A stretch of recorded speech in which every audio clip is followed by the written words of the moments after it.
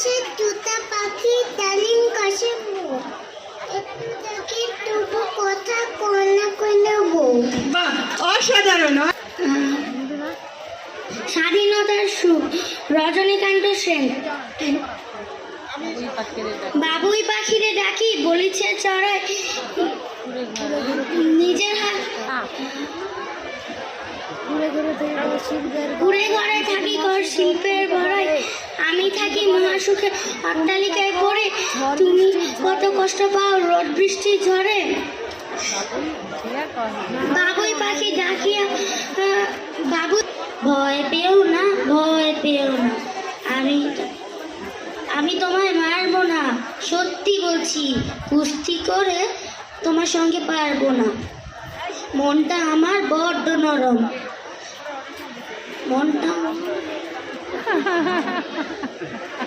প্রসাদ কি খেতে চাও ছানার পর ছেকিয়া সারপুরি বাহ কি আয়ে রাবড়ি পায়ে এই কে বলি কি কদল বাহ কি ফলার সাবরি কাট এবার থামো ফজলি আমো আমিও যাই না মশাই। খুব সুন্দর হয়েছে। একটি কবিতা বলবো কবিতার নাম আমার বাড়ি লিখেছেন জসিমউদ্দিন।